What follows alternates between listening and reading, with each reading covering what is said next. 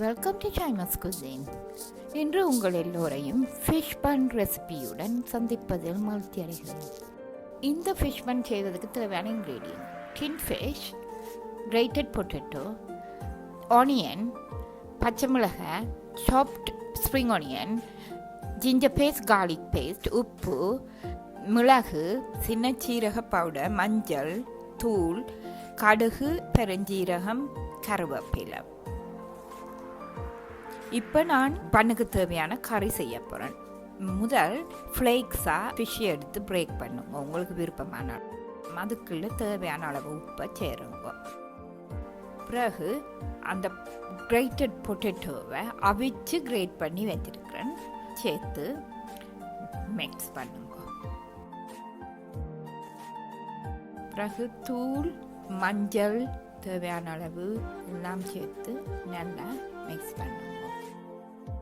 எல்லாம் தரவாக மிக்ஸ் பண்ணின பிறகு இந்த கறி நான் தாளித்து ப்ரிப்பேர் பண்ண போகிறேன். பேனை எடுத்து அதுக்கு கொஞ்சம் எண்ணெயை விட்டு பிறகு அதுக்கு பெருஞ்சீரகம், கருவேப்பிலை, கடுகு எல்லாத்தையும் போட்டு 2 minutes பொரிய விட்டுட்டு, நார்மலாக நாங்கள் எப்படி தாளிப்போமோ அப்படி வெங்காயம், ஸ்ப்ரிங் ஆனியன், பச்சை மிளகாய் எல்லாத்தையும் போட்டு வதக்கி எடுக்கணும். ஸோ 3 to 4 minutes நல்லா வதக்கி அமைஞ்ச பிறகு ஜிஞ்சர் பேஸ்ட்டையும் கார்லிக் பேஸ்ட்டையும் அதுக்கு போட்டுட்டு மீண்டும் மிக்ஸ் பண்ணுறோம். ஆஃப்டர் தேட் அந்த ப்ரிப்பேர் பண்ணி வச்சிருக்கிற கறியை போட்டு நல்லா ஒரு 5 to 7 minutes அதுக்குள்ளே மிக்ஸ் பண்ணி குக் பண்ண போகிறோம்.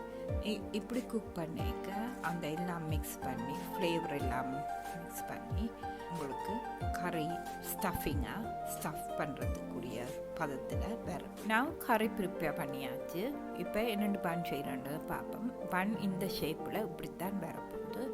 ஆல்ரெடி ட்ரை ப்ரிப்பேர் பண்ணி அதில் வச்சு நான் பேக் பண்ண போகிறேன். ஃபிஷ் பன் இன்று நான் உங்களுக்கு ப்ரிப்பேர் டோவில் இருந்து என்னென்று ஸ்டஃப் பண்ணி பன் செய்கிறேன்ற போர்ஷனை மாத்திரம் காட்ட போகிறேன். இந்த டோ எப்படி ப்ரிப்பேர் பண்ணுறன்றதை நான் உங்களுக்கு எனது வீடியோவில் டெமான்ஸ்ட்ரேட் பண்ணுறேன். இப்போ பார்த்தீங்கன்னா அந்த டோவை உங்களுக்கு தேவையான அளவு நீள் சதுரமாக நான் செய்த மாதிரி ஒப்ளோங் ஷேப்பில் ரோல் பண்ணுங்க.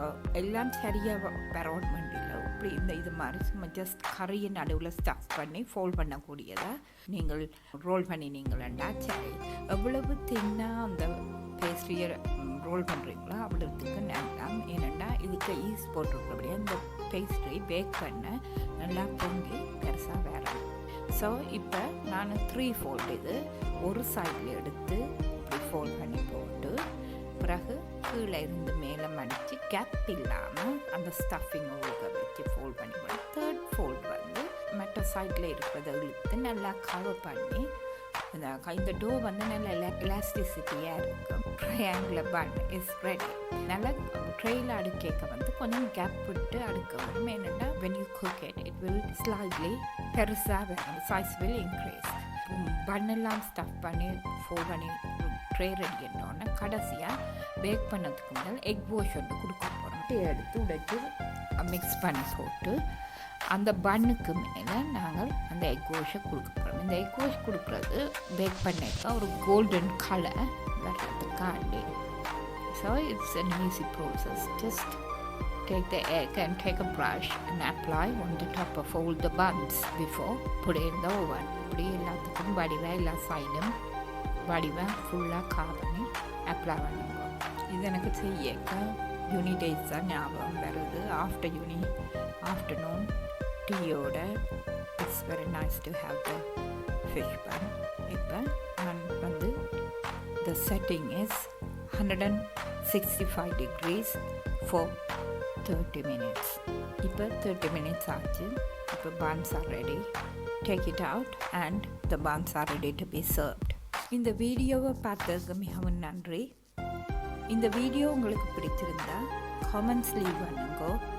அண்ட் ஆல்சோ என்ன ரெசிபி நீங்கள் பார்க்க விரும்புகிறீங்களன்றதை கமெண்டில் குறிப்பிடுங்க. I will try and do it. Thank you for watching.